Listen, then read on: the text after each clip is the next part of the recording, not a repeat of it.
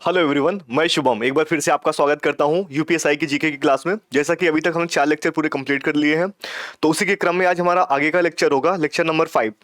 साथ में है पेड के नोटिफिकेशन में आपने ये देखा कि इसका जो फॉर्म भरने की प्रक्रिया है 14 मई से स्टार्ट होने वाली है। तो उससे रिलेटेड जो बच्चे तैयारी कर रहे हैं उनके लिए भी ये जीके की क्लास बहुत ज़्यादा महत्वपूर्ण होने वाली है। तो क्लास को ऐसे प्यार बनाते रहिए। तो आइए स्टार्ट करते हैं।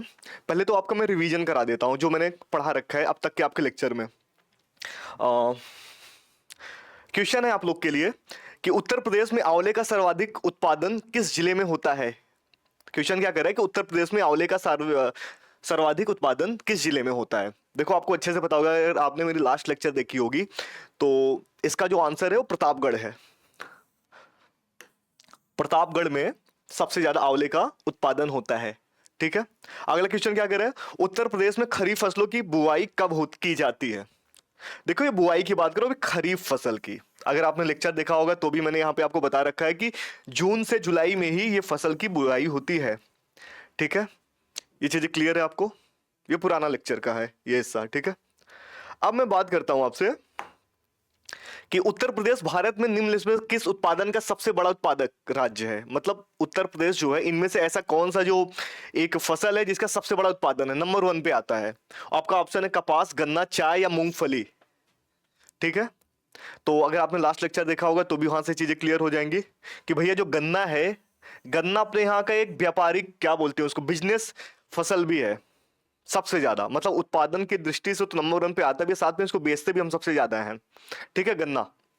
तो ऑप्शन बी इज करेक्ट। आज की जो हमारी क्लास है ना, आज की क्लास में हम जलवायु मौसम के बारे में पढ़ेंगे। उत्तर प्रदेश की जलवायु देखेंगे कि कहाँ पे सबसे कम वर्षा होती है, कहाँ पे सबसे अधिक वर्षा होती है, और मौसम क्या होता है। देखो, ये चीजें फैक्ट की बात है, लेकिन फैक्ट जानने से पहले सबसे पहले आपको फाउंडेशन जानना जरूरी है कि जलवायु क्या होता है और मौसम क्या होता है। ठीक है।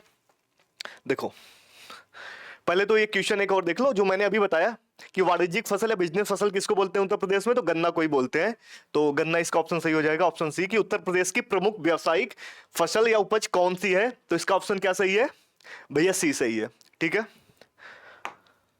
एक क्वेश्चन और है, उत्तर प्रदेश में सोयाबीन की खेती मुख्यतः किस क्षेत्र में की जाती है। सोयाबीन की बात कर रहा है। ठीक है, ये क्वेश्चन मैं आपके लिए छोड़ रहा हूं। आप मुझे कमेंट बॉक्स करके में बताना कि इसका ऑप्शन क्या सही है। ठीक है, आगे चलूं। उत्तर प्रदेश निम्नलिखित में से किन फसलों के उत्पादन में भारत में प्रथम स्थान पर है। अगर मैं बात करूं कि उत्तर प्रदेश जो अपना ये एक राज्य है, अपने पूरे भारत में किस फसल के उत्पादन के मामले में नंबर 1 है, तो मैंने आपको अच्छे से बता रखा था भैया, गन्ना और आलू, 2-3 फसलें और भी हैं जो उत्तर प्रदेश फर्स्ट स्थान पे लेके आता है उत्पादन के क्षेत्र से। तो क्या ऑप्शन सही है, ऑप्शन सी सही है। ये भी मेरे लास्ट लेक्चर की चीजें हैं। ठीक है, आगे चलो, आ जाओ। अब अगला क्वेश्चन है, भारत में ब्रेड बास्केट ऑफ इंडिया किन राज्यों को कहा जाता है। देखो, ब्रेड बास्केट ऑफ इंडिया की बात कर रहे हैं, 3 राज्य मैंने आपको बता रखा था, कौन कौन सा। पंजाब, ये रहा आपका ऑप्शन, पंजाब, हरियाणा और उत्तर प्रदेश। ऑप्शन ए इसमें सही होगा। कि आपको ये याद करने की बात है, पंजाब में हरियाणा और उत्तर प्रदेश, अगर तीनों राज्यों को आपस में मिला दिया जाए तो इसको क्या बोला जाता है, ब्रेड बास्केट ऑफ इंडिया। ठीक है, आगे चलो, आ जाओ। अब बात होती है यहां पे जो अपने मेन लेक्चर की। अभी तक जो मैंने आपको पढ़ाया ये सारा अपना क्विक रिवीजन था कि हमने पिछले लेक्चर में क्या पढ़ा था। अभी जो लेक्चर की बात हो रही है अब होगी मौसम के बारे में और जलवायु के बारे में। अब आपके मन में ये आ रहा होगा कि जलवायु किसे कहते हैं, मौसम किसे कहते हैं। देखो, 30 से 35 साल का किसी एक जगह का जो वायुमंडलीय दशाओं का जो एवरेज होता है वो आपकी जलवायु कहलाता है। 30 से 35 साल। और अगर मैं बात करूं प्रतिदिन जो परिवर्तन होते हैं, दिन, घंटे या 1 या 2 साल के अंतर्गत में जो वायुमंडलीय दशाओं का जो परिवर्तन है, ये हमारा मौसम कहलाता है। कैसे, जैसे मैं कहूं कल धूप थी, आज वर्षा हो गई, कल गर्मी होगी। ये क्या हम ऐसा नहीं कहते क्या कि कल जलवायु गर्म थी, आज ठंडी हो गई। हम कभी जलवायु का नाम नहीं लेते हैं। जलवायु का मतलब होता है कि किसी भी क्षेत्र का 30 से 35 साल का एवरेज, वहां के वायुमंडलीय दशाओं का। लेकिन मौसम का क्या है कि मौसम का जो 24 घंटे के अंदर कई बार मौसम चेंज हो सकता है कि भैया गर्मी है, ठंडी है, बारिश हो गई, अचानक से धूप निकल आई। ये मौसम का क्षेत्र या क्राइटेरिया में आता है। लेकिन जलवायु क्या होती है कि जलवायु हमारी गर्म होती जा रही है या ठंडी होती जा रही है। ये चीजें क्या है, 30 से 35 साल के एवरेज को लेके देखते हैं। तो आइए आपको मैं एक बार परिभाषा आपको ऑफिशियली रूप से दिखाता हूं। परिभाषा क्या कहता है, जलवायु क्या कहता है? जलवायु किसी स्थान पर लंबे समय तक रहने वाली सामान्य मौसम की स्थिति को कहते हैं। कि लंबे समय का मतलब कितना साल? 30 से 35 साल। ये रहा 30 से 35 साल। फॉर एग्जाम्पल बात कैसे करूं? जैसे राजस्थान की जलवायु शुष्क है, मैं राजस्थान का मौसम शुष्क नहीं कह दूंगा कि वहां की मौसम गर्म है, वहां की जलवायु की बात होती है, क्योंकि वहां पे 30 से 35 साल का पूरा एवरेज लिया गया है। ठीक है, चलिए आपको यहां तक क्लियर है? ध्यान से देख लो, आगे चलूं, आ जाओ। अब मैं मौसम की बात करता हूं। मौसम मैंने क्या बताया आपको? मौसम का मतलब एक दिन में या 1 या 2 साल के अंतर्गत आने वाली परिवर्तन को मौसम कहते हैं। फॉर एग्जाम्पल, पहले इसकी परिभाषा समझो। मौसम किसी स्थान पर एक दिन या कुछ घंटों की होने वाली वायुमंडलीय स्थिति का एवरेज है। क्या बोला मैंने? एक दिन या फिर एक 24 घंटे के अंदर होने वाली जो वायुमंडलीय एवरेज होता है, जो दशाओं में जो परिवर्तन होता है, वही मौसम कहलाता है। और अगर मैं बात करूं जलवायु की, तो जलवायु जो होता है 30 से 35 साल का वायुमंडलीय दशाओं का जो एवरेज होता है। अब कभी कंफ्यूज नहीं होगे? क्लियर ये चीजें? आ जाओ। अब मैं एग्जांपल से समझाता हूं। जैसे आज दिल्ली में बारिश हो रही है, कल लखनऊ में धूप बहुत तेज थी। ये सारे एग्जांपल से आप सीधे समझो जो आज काल दैनिक जीवन में जो हमारी चीजें परिवर्तन मौसम को लेकर के हो रहा है, वही मौसम है। जलवायु वायुमंडलीय स्थिति में जो परिवर्तन हो रहा है, वही मौसम है। ठीक है, अब मैं बात करता हूं उत्तर प्रदेश के मौसम के बारे में कि उत्तर प्रदेश का मौसम कैसा है या फिर जलवायु कैसा है। सारी चीजें मैं आपको पहले मैप से अच्छे से समझाऊंगा। मैप को समझाने के बाद जब आप अच्छे से समझ जाओगे, जब आपका कॉन्सेप्ट क्लियर हो जाएगा, फिर हम उससे रिलेटेड क्वेश्चन को करेंगे। और यहां से आप जान पाओगे कि उत्तर प्रदेश में सबसे ज्यादा वर्षा कहां पे और क्यों होती है, कैसे होती है। तो क्लास ये आपके लिए बहुत महत्वपूर्ण है, इसको बना के रखना आपके कॉन्सेप्ट के लिए भी, और एग्जाम पॉइंट ऑफ व्यू से यहां से बहुत ज्यादा क्वेश्चन आते हैं। ठीक है, आ जाओ। अब देखो, ये ग्लोब है, ग्लोब दिख रही है। अब मैं आपको यहां पे समझाता हूं इसका क्या मतलब है, मैंने क्यों लिया। ये आपका 0 डिग्री है, जिसको इक्वेटर बोलते हैं, इक्वेटर बोलते हैं। ये आपका 23.5 डिग्री है, ठीक है, और ये भी आपका 23.5 डिग्री है। इसको कर्क बोलते हैं नॉर्थ साइड को, इसको साउथ को मकर रेखा बोलते हैं। ठीक है, ये ध्यान से समझो, ये साउथ में है, ये नॉर्थ में है। मैंने क्या बोला, ध्यान से समझो कि जो ग्लोब में जो 0 डिग्री की जो रेखा होती है, उसको हम इक्वेटर बोलते हैं। अगर हम ऊपर के साइड में जाते हैं, नॉर्थ साइड में, उसको कर्क रेखा 23.5 डिग्री को बोलते हैं। साउथ वाले 23.5 डिग्री को मकर रेखा बोलते हैं। अब मैंने क्यों बताया, इसका रीजन बता रहा हूं। जो सूर्य का प्रकाश है 23.5 डिग्री, इसी में अप डाउन करता रहता है, नॉर्थ टू साउथ। मतलब क्या समझे? सूर्य का प्रकाश केवल 23.5 डिग्री के बीच में ही पड़ता है, इन्हीं के बीच में। यहीं पे धूप सबसे ज्यादा होती है, यहाँ पे वर्षा भी सबसे ज्यादा होती है, यहाँ का जलवायु सबसे ज्यादा गर्म होता है, और यहीं पर सबसे अधिक बायोडायवर्सिटी देखने को मिलती है, जैव विविधता जिसको बोलते हैं। मतलब तमाम प्रकार के प्रजातियां आपको देखने की मिलेगी, तमाम प्रकार की पक्षी देखने को मिलेंगे, तमाम प्रकार के पौधों को प्रजातियां, पशुओं, कीट पतंगे, सब कुछ इसमें आपको देखने को मिलेगा। यहाँ का तो 0 डिग्री का मौसम का ऐसा हाल है ना कि हर दिन वर्षा होती, हर दिन धूप होगी, हर दिन आपको ठंडी महसूस होगी। समझ में आई यहाँ पे बात? ध्यान से समझो। सूर्य का प्रकाश इन्हीं के बीच में चक्कर लगाता रहता है, अप डाउन अप डाउन। यहाँ पे धूप सबसे ज्यादा पड़ती है, यहाँ पे बारिश भी सबसे ज्यादा होती है।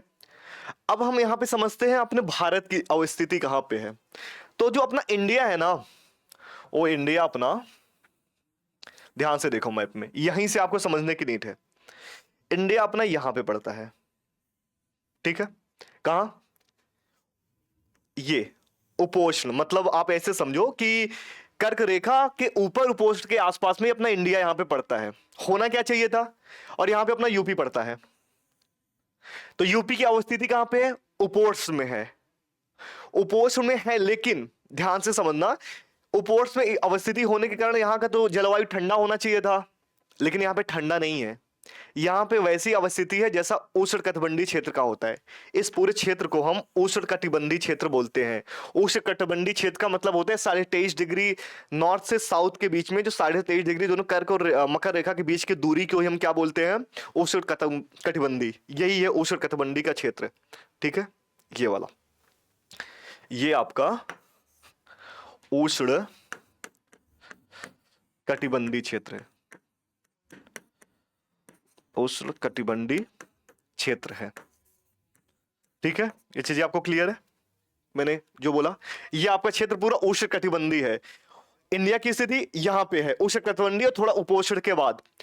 जो अपना यूपी है ना, ये उपोष्ण क्षेत्र में आता है, लेकिन इसका तब भी जलवायु जो है अपने उपोष्ण की तरह ना बिहेव करके ये करता है उष्णकटिबंधीय क्षेत्र की तरह। ऐसा क्यों होता है? हिमालय की अवस्थिति के कारण। देखो यहां पे हिमालय है, ठीक है, ये ऊपर से जब यहां ध्रुवों से, जब यहां पे पोल से जब साइबेरियन हवा आती है, मैंने क्या बोला, जब नॉर्थ से पोल से साइबेरियन हवा आती है, जो ठंडी ठंडी हवाएं आती है, हिमालय उसको रोक लेता है। हिमालय रोक करके क्या करता है, ये इधर के साइड में इस हवाओं को भेज देता है। उससे होता क्या है कि उत्तर प्रदेश को होना चाहिए था ठंडा प्रदेश, लेकिन ये ठंडा ना होकर के बिहेव करता है उष्णकटिबंधीय क्षेत्र की तरीके से। आपको चीजें समझ आई? आपसे अगर एग्जाम में भी क्वेश्चन पूछ लिया कि भैया यूपी की जो अवस्थिति है वो तो है उपोष्ण कटिबंधीय में, पर ये उष्ण कटिबंधीय की तरह क्यों बिहेव करता है? तो आपका ऑप्शन में अगर बहुत सारे ऑप्शन होंगे, उसमें अगर एक ऑप्शन दे रखा है कि हिमालय की अवस्थिति के कारण, तो ऑप्शन बिल्कुल सही होगा। हिमालय की अवस्थिति के कारण ही ऐसा होता है। ठीक है, ये चीजें आपकी क्लियर है? अब देखो, अब मैं आगे बढ़ता हूं। आपने यहां की स्थिति देख ली पूरी। अब मैं क्वेश्चन की बात कर रहा हूं कि उत्तर प्रदेश की जलवायु कैसी है। तो आप क्या बताओगे? शीतोष्ण बताओगे, आर्द्र विषुवतीय बताओगे, उष्ण कटिबंधीय मानसूनी जलवायु बताओगे? तो आप क्या बताओगे उसकी जलवायु के बारे में? जो मैंने आपको बताया उष्ण कटिबंधीय होना चाहिए था उपोष्ण, पर उपोष्ण इसलिए नहीं है क्योंकि हिमालय की अवस्थिति है, जो ठंडी हवाएं पोल या साइबेरियन हवाएं आती है उसको रोक करके वो कहीं और डाइवर्ट कर देता है, इसीलिए इसकी अवस्थिति उष्ण कटिबंधीय की तरह से ये बिहेव करता है। तो ऑप्शन बी हमारा सही हो जाएगा। ये चीज यहां तक क्लियर है? आ जाओ। अब अगर मैं उत्तर प्रदेश में मैं मौसम की बात करूं, देखो उत्तर प्रदेश में जो ऋतु है तीन, वर्षा ऋतु हो गया, ग्रीष्म हो गया और शरद हो गया। इसको हम ग्रीष्म बोलते हैं, इसको वर्षा ऋतु ये ऋतु है ही, और इसको शरद ऋतु बोलते हैं। वर्षा ऋतु कब आती है? जुलाई से सितंबर के बीच में। गर्मी कब होती है? मार्च से जून के बीच में, जिसको ग्रीष्म ऋतु बोलते हैं। मतलब उत्तर प्रदेश में कितने प्रकार के मौसम पाए जाते हैं? तो आपका ऑप्शन में 3, 4, 5 दिया होगा, तो ऑप्शन 3 सही होगा। यहाँ पे 3 प्रकार के मौसम पाए जाते हैं। कौन कौन से पाए जाते हैं? तो आप बताओगे ग्रीष्म ऋतु पाए जाते हैं, ये शीत ऋतु पाए जाते हैं, ठीक है, और वर्षा ऋतु पाए जाते हैं। यहां तक चीजें आपको क्लियर है? ये मैप है, आप देख सकते हो। मैं यहां से साइड हो जाता हूं। जिन बच्चों को इसका पीडीएफ चाहिए वो मुझे टेलीग्राम पे टेस्ट कर सकता है, वहां मैं उसको टेलीग्राम पर पीडीएफ प्रोवाइड करा दूंगा। ठीक है, आ जाओ आगे चलता हूं। अब बात यहां पे हो रही है भैया कि अपने उत्तर प्रदेश में बारिश कैसे होती है। उत्तर प्रदेश की बात छोड़ो, मैं बात कर रहा हूं पूरे भारत में मौसम या मानसून कैसे आता है। तो इस चीज बहुत ध्यान से समझना कि उत्तर प्रदेश में मौसम में बारिश आने के सिर्फ 2 रीजन है। मानसून कैसे आता है? 2 रीजन से। पहला रीजन कहां से स्टार्ट होता है? दक्षिण पश्चिम जो मानसून है उन्हीं के कारण उत्पन्न होता है। दक्षिण पश्चिम मानसून मतलब यहां से हवाएं चलती है, इसके कारण मध्य भारत में वर्षा होती है। ठीक है, अरब सागर, ये रहा आपका अरब सागर। तो मतलब उत्तर प्रदेश में अगर मैं बात करूं या पूरे भारत की बात करूं कि अगर पूरे भारत की बात करूं कि वर्षा ऋतु कैसे आती है, मानसून कैसे बनता है, तो आप बोलोगे इसके 2 रीजन है। एक रीजन है दक्षिण पश्चिम का अरब सागर वाला जो रीजन है, दूसरा बताओगे दक्षिण मानसून का ही जो बे ऑफ बंगाल का शाखा है। 2 शाखाओं के कारण उत्तर पूरे भारत में वर्षा होती है। कौन कौन सी शाखाएं हैं? पहली शाखा का नाम है अरब सागर, दक्षिण पश्चिम मानसून हो गया। दूसरा हो गया बे ऑफ बंगाल की दक्षिण पश्चिम शाखा से। अगर मैं मध्य भारत की बात करूं कि वहां पे वर्षा कैसे होती है या पश्चिमी घाट पे वर्षा का रीजन क्या बताओगे? तो आप बताओगे भैया ये अरब सागर वाली ब्रांच से यहां पे बारिश होती है, यहां पे बारिश होती है, ऐसे बारिश होते होते होते यहां पे आपके बारिश होती है। मध्य भारत में पूरे बारिश होती है। लेकिन अगर उत्तर प्रदेश की बात करोगे, उत्तर प्रदेश में वर्षा होने का रीजन ये आपके अरब सागर वाला जो दक्षिणी पश्चिम जो मानसून है, ये रीजन नहीं है। उत्तर प्रदेश में जो बारिश होता है उसका मेन रीजन है बे ऑफ बंगाल की शाखा से। दक्षिण पश्चिम से जो बे ऑफ बंगाल से जो हवाएं यहां से चलती है, ये हवाएं जब यहां से चलेंगी अपने साथ ये नमी भी लेके आती है। मतलब ये हवा अपने साथ जब नमी लेके आएगी तो भैया ये वेस्ट बंगाल में बारिश कराएंगी, झारखंड में कराएंगी, बिहार में कराएंगी, ऐसे ईस्ट टू वेस्ट जाती है अपने उत्तर प्रदेश में क्षेत्र में ये बारिश करवाती हैं। इस टॉपिक को ध्यान से समझो, बहुत जरूरी चीज मैं आपको समझा रहा हूं। फिर से समझो कि भारत में वर्षा 2 रीजन से होता है। 2 शाखाएं हैं वर्षा होने के, दक्षिण पश्चिम की जो दक्षिणी पश्चिम जो शाखाएं हैं वहां से। पहला कौन सा, अरब सागर से। दूसरा कौन सा होता है, दूसरा होता है बे ऑफ बंगाल से। लेकिन जो बे ऑफ बंगाल है ये उत्तर प्रदेश में बारिश कराने का यही रीजन है। लेकिन अगर मैं उत्तर भारत में बात करूं, मध्य भारत में बात करूं, पश्चिमी भाग की बात करूं, तो उसका बारिश का रीजन कौन है, तो आप क्या बताओगे, दक्षिण पश्चिम का मानसून, लेकिन अरब सागर वाला। ठीक है, अब मैं आपको समझाता हूं कि सबसे ज्यादा बारिश कहां होती है, सबसे कम कैसे बारिश होती है। देखो, जब बे ऑफ बंगाल से हवा चलती है, ये ऐसे ऐसे ऐसे ऐसे, तो ये पहले वेस्ट बंगाल में कराएगी, झारखंड में कराएगी, फिर बिहार में कराएगी, फिर यहां से ईस्ट टू वेस्ट बढ़ती है। जब बारिश आगे की तरफ ही अपने साथ बारिश कराती जाती है ना, ईस्ट वेस्ट जाने पर इसकी बारिश की मात्रा घटती है। ध्यान से समझना मैंने क्या बोला, अगर ये ईस्ट टू वेस्ट जाएगी तो जो पानी की मात्रा है बारिश की सर्वाधिक से कम होती जाएगी, डाउन होती जाएगी। ठीक है, चीजें समझ आई। मतलब सबसे ज्यादा बारिश की बात करूं गोरखपुर में होगी, सबसे कम बारिश अगर कहां पे होगी तो मथुरा में होगी। ईस्ट टू वेस्ट जाने पे सबसे ज्यादा बारिश अपने उत्तर प्रदेश में कहां पे होती है, तो आप क्या बताओगे, गोरखपुर में। सबसे कम मथुरा में होती है। और साथ ही जब ये हवा ऊपर चलती है ना, ये जब ये मानसून ऊपर की साइड में जाती है दक्षिण पश्चिम वाली, तो यहां हिमालय से भी टकराती है। हिमालय के टकराने के बाद क्या होता है ना, ये देखो, जब हिमालय से टकराएगी तो ये नॉर्थ टू साउथ भी आएगी यहां की हवाएं। ठीक है, नॉर्थ टू साउथ। तो होता क्या है कि यहां पे सबसे ज्यादा बारिश, यहां पे सबसे कम बारिश। ये क्षेत्र कौन सा, बुंदेलखंड साउथ में, तो यहां पर भी सबसे कम बारिश होती है, सबसे कम बारिश होती है, सबसे कम बारिश। अब ये चीजें आपको क्लियर है, खूब अच्छे से समझो मैं क्या इसमें समझाया। देखो ये पीछे डिजिटल बोर्ड है, ध्यान से समझो मैंने क्या बोला, कि जब भारत में वर्षा कैसे होती है, दक्षिण पश्चिम मानसून के कारण। उसकी कितनी शाखाएं, दो शाखाएं। कौन कौन सी, एक तो है अरब सागर वाली, दूसरा बे ऑफ बंगाल।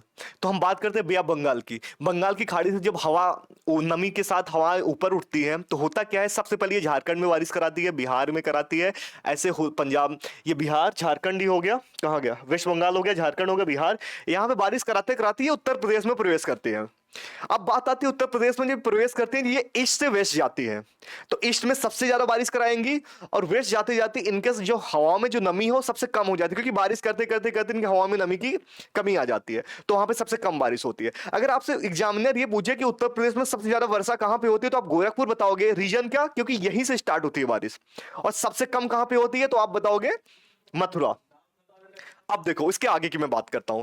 अगर मैं बात करूं कि यही जो मानसून है ये ऊपर के साइड में भी जाएगी, हिमालय के साइड में, यहां से टकराएगी, ये हवाएं जब टकराएगी वहां पे भी बारिश कराएंगी, और वहां से बारिश कराने के बाद नॉर्थ से साउथ की साइड में आती है। तो नॉर्थ में सबसे ज्यादा, मतलब हिमालय के क्षेत्र के आसपास के जो ये सटे हुए, जो उत्तराखंड से सटे हुए जो क्षेत्र है, यहाँ पे बारिश इसके कंपेयर में ज्यादा होती है, लेकिन सबसे कम बारिश बुंदेलखंड में होती है। ठीक है, सबसे कम। ये यहां तक आपको क्लियर है। ऑफिशियल परिभाषा के रूप में आपको समझा दूं, ये देखो जो मैंने आपको बताया ये परिभाषा के रूप में है। आप यहाँ पे ये चीजें देख सकते हो कि अरब सागर के कारण पश्चिमी घाट और मध्य सागर में बारिश होती है, और बे ऑफ बंगाल के कारण ये आपके वेस्ट बंगाल, बिहार और उत्तर प्रदेश में बारिश होती है। ईस्ट टू वेस्ट जाने पर क्या होता है, बारिश की मात्रा घटती है, नॉर्थ से साउथ जाने पर भी बारिश की मात्रा घटती है। चीजें यहां तक क्लियर है, देख लो अच्छे से। ठीक है, आ जाओ आगे चलूं, नोट करना चाहो नोट कर लो। अब जो इसके इंपॉर्टेंट टॉपिक है मैं इसको एक समझा रखा हूं, देखो कैसे। उत्तर प्रदेश में अधिकांश वर्षा दक्षिण पश्चिम मानसून की बंगाल की खाड़ी के शाखा के प्रभाव से होती है, जो पूर्व से पश्चिम राज्य में प्रवेश करती है, और ये धीरे धीरे पश्चिमी भागों की ओर अग्रसर होती है, जैसा मैंने आपको समझाया कि भैया ईस्ट से प्रवेश करती है, वेस्ट के साइड में जाती है। और अगर ईस्ट से वेस्ट की बात करूं, यहां पे वर्षा की मात्रा घटती है। अगर मैं बात करूं नॉर्थ टू साउथ जाने पर, तो उसमें भी वर्षा की मात्रा घटती है। जो यहां पे बात तो लिखी हुई है कि उत्तर प्रदेश में वर्षा की मात्रा पूर्व से पश्चिम हो या नॉर्थ से साउथ जाने पर घटती है। और अगर हम बात करूं सबसे ज्यादा वर्षा कहां पे होती है, गोरखपुर में होती है। अगर आपसे पूछे कितने सेंटीमीटर की होती है, तो आप बताओगे 187 सेंटीमीटर की होती है। और सबसे कम वर्षा कहां होती है, मथुरा में होती है। और कितनी होती है, तो आप बताओगे 54.4 सेंटीमीटर। और गोरखपुर में कितने दिन की वर्षा होती है, भैया 56 दिन की वर्षा होती है। ये चीजें आपको क्लियर है। देख लो मैं साइड हो जाता हूं, एक बार अच्छे से समझ लो। ठीक है, आगे बढ़ू, आ जाओ। अब बात यहां पे हो रही, कभी कभी आपसे क्वेश्चन पूछ लेता ना कि मध्यवर्ती क्षेत्र में, पश्चिमी क्षेत्र में, पूर्वी क्षेत्र में, तराई क्षेत्र में वर्षा की मात्रा कितनी है। ये क्वेश्चन आया हुआ है कि कितने सेंटीमीटर पे होती है। तो पीछे व्हाइट बोर्ड से आपसे सिंपल से क्लियर हो रहा है कि भैया ये जो बुंदेलखंड वाले क्षेत्र में 80 से 100 सेंटीमीटर के बीच में वर्षा होती है। मध्यवर्ती अगर मैदानी क्षेत्र की बात करूं तो 80 से 100 वहां भी है। ठीक है, और अगर मैं बात करूं पश्चिमी क्षेत्र की तो 65 से 80 के बीच में है, ठीक है। और आगे चलता हूं। अगर मैं बात करूं तराई क्षेत्र की तो तराई क्षेत्र में 120 से लेकर के 180 सेंटीमीटर तक होती है और पूर्वी क्षेत्र में होती है 100 से 120 सेंटीमीटर। क्लियर है यहां तक चीजें जो मैंने आपको समझाया? अब तो भटकोगे नहीं ना? अब आपको समझ आया कि वर्षा होती है कैसे उत्तर प्रदेश में, वर्षा होने के क्या रीजन है, और कैसे हम ईस्ट टू वेस्ट जाते हैं तो क्या होता है, और अप से डाउन में आते हैं तो क्या होता है, ठीक है। और अगर उत्तर प्रदेश की मैं बात करूं, ये तो स्थित है उपोष्ण में, उसके बाद भी उष्णकटिबंधीय की तरह बिहेव क्यों करता है, ये भी आपको रीजन क्लियर हो गया। आगे चलो, आ जाओ। अब इस पे हम क्वेश्चन करते हैं। ये जो टॉपिक समझाया आपको, इसका क्वेश्चन कि उत्तर प्रदेश में किस जिले में सर्वाधिक वर्षा होती है। मैंने क्या बताया, गोरखपुर में। क्यों होती है वर्षा यहां पे सबसे ज्यादा? क्योंकि जब बे ऑफ बंगाल की खाड़ी से जो हवाएं चलती हैं उत्तर प्रदेश में सबसे पहले यहीं प्रवेश करती हैं, तो सबसे ज्यादा वर्षा यहीं पे होती है, ठीक है। कितना? 184 सेंटीमीटर के आसपास शायद, ठीक है। 187, ओके डन। 187.4 सेंटीमीटर, डन है। आ जाओ, अगला क्वेश्चन कह रहा है उत्तर प्रदेश में किस जिले में सर्वाधिक सबसे कम वर्षा होती है। मैंने आपको बताया मथुरा सबसे पश्चिमी के आसपास से पड़ता है, पश्चिम साइड में पड़ता है, सबसे पश्चिमी इसको नहीं, पश्चिमी जिला तो शामली होगा, ठीक है, पर यहां पे वो चीजें गलत है। तो सबसे पश्चिमी में क्या है, इसके हिसाब से मथुरा में सबसे कम वर्षा होती है, ठीक है। अगला क्वेश्चन बात करते हैं उत्तर प्रदेश के गोरखपुर जिले में वर्षा की संभावित अवधि कितने दिन है। मैंने आपको बताया कि यहां पे जो बारिश होती है सबसे ज्यादा होती है, अगर सेंटीमीटर की बात करूं तो 184 सेंटीमीटर के आसपास है, 187.4 सेंटीमीटर। लेकिन यहां पे कितने दिन वर्षा होती है, तो ऑप्शन आपको याद करने 56 दिन, ठीक है। ये 56 दिन यहां पे, हट जाओ, आ जाओ, देख लिया, क्लियर है यहां तक चीजें? आ जाओ आगे। अगला क्वेश्चन क्या कह रहा है उत्तर प्रदेश के किस जिले में सर्वाधिक आर्द्र भूमि है, मतलब शैलीन या अल्काइनी पाई जाती है। ये आपको याद करने की नीड है कि उत्तर प्रदेश में सबसे ज्यादा जो आर्द्र वेटलैंड पाए जाते हैं वो सोनभद्र में पाए जाते हैं। कहां पे? सोनभद्र में। चीजें क्लियर हुई यहां तक? आगे चलो, आ जाओ। अब अगला क्वेश्चन कह रहा है कि उत्तर प्रदेश जिले में, मतलब उत्तर प्रदेश में पूर्व से पश्चिम की ओर जाने पर वर्षा की मात्रा क्या होती है। अभी मैंने आपको लास्ट लेक्चर में बताया कि इसी में ही उत्तर प्रदेश में अगर ईस्ट से वेस्ट या नॉर्थ से साउथ जाते हैं तो वर्षा की मात्रा घटती है, वर्षा कम होती है, ठीक है। तो इसमें ऑप्शन में देख रहे हो कहीं पे कम दिख रही है, बिल्कुल घट रही है, तो ऑप्शन बी यहां पे सही है। क्लियर है यहां तक चीजें? आगे चलो, आ जाओ। अब देखो भारत में मानसून की उत्पत्ति निम्नलिखित में से किस पवन के द्वारा होता है। ध्यान से समझो, ये ऑप्शन क्या कह रहा है कि भैया उत्तर प्रदेश में मानसून मतलब बारिश का जो रीजन है उत्तर प्रदेश में किसके कारण होता है। उत्तर प्रदेश की बात कर लो या भारत की बात कर लो, यहां पे भारत क्वेश्चन पूछा हो तो भारत की बात करते हैं।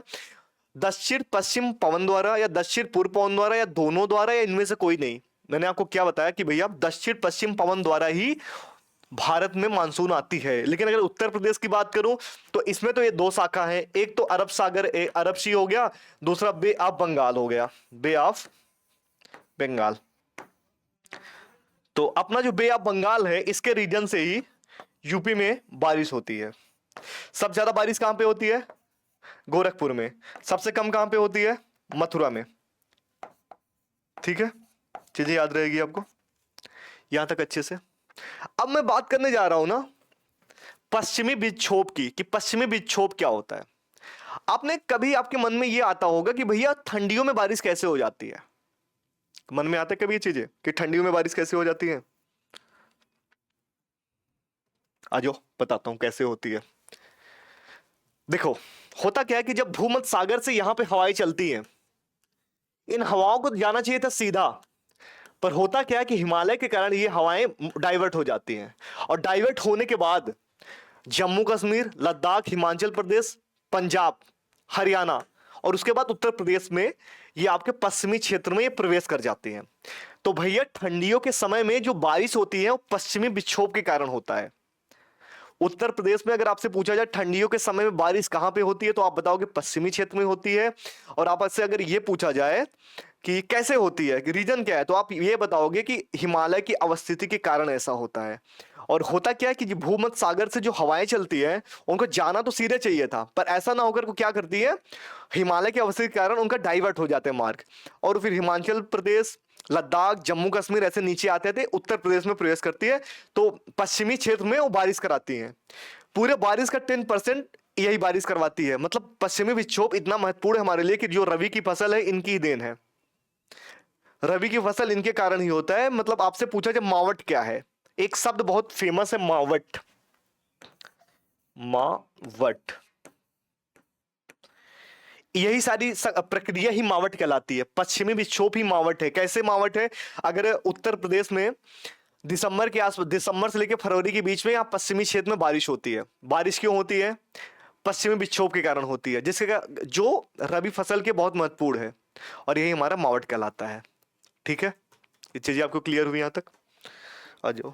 और ये इनके कारण से स्नोफॉल भी होता है। जो आप जम्मू कश्मीर में या लद्दाख में आप ठंडियों के समय में जो स्नोफॉल देखते हो ना, ठंडियों के समय में, ये पश्चिमी विक्षोभ ही कारण इसका है, जो स्नोफॉल होने का। ठीक है, तो पश्चिमी विक्षोभ की वर्षा मुख्यतः उत्तर भारत जैसे उत्तर प्रदेश, पंजाब, राजस्थान और दिल्ली में होती है। इसका अधिक प्रभाव सर्दियों में दिसंबर से फरवरी तक के बीच में होता है। ठीक है, यहां तक आपको चीजें क्लियर है? तो आज की क्लास में हमने क्या क्या पढ़ा? सबसे पहले हमने जलवायु के बारे में जाना, फिर हमने मौसम के बारे में जाना, और साथ में हमने ये देखा उत्तर प्रदेश में सबसे ज्यादा बारिश कहाँ पे होती है, इसके अलावा सबसे कम बारिश कहाँ पे होती है। और फिर साथ में इससे रिलेटेड हमने कुछ एमसीक्यू किए, और साथ में आपको मैंने आज ज्योग्राफी के माध्यम से ये समझाने की कोशिश की कि एक्चुअल में होता क्या है, कि जलवायु किसे कहते हैं, मौसम किसे कहते हैं, और उत्तर प्रदेश की अवस्थिति क्या है, वास्तव में क्या होना चाहिए था, और वास्तव में अभी है क्या। तो ऐसे आप, अगर आप क्लास को पसंद है तो क्लास को शेयर कीजिए। आई होप आपको यहाँ तक क्लास पसंद आया होगा। अब से हमारे लेक्चर ऐसे डेली कंटिन्यू रहेगा। एक दिन यूपी जेके की क्लासेस चलेगी, एक दिन पॉलिटी की क्लास चलेगी अब से इसी टाइम पर। ठीक है, और साथ में जो पीआईक्यू की बात करें, एक दिन एक सब्जेक्ट चलेगा पॉलिटी का, दूसरा अभी कोई जल्द ही सब्जेक्ट उठाने वाला हूं मैं। और आपको डेली क्लासेस जाएंगे, अब आपको परेशान होने की नीड नहीं है। जो बच्चे कमेंट करें बार बार कि सर जल्दी क्लास लाइए, जल्दी क्लास लाइए कुछ चीज, तो अब आपको क्लास के लिए परेशान होने की नीड नहीं है। मैं ये आपको श्योरिटी देता हूं कि हर रोज अब यहाँ पे क्लासेस जाएंगी, और आपको क्लास और जो भी बेहतर आपकी तैयारी में हो सकता है चीजें, मैं उसको लाने का प्रयास करता रहूंगा। ठीक है, थैंक यू।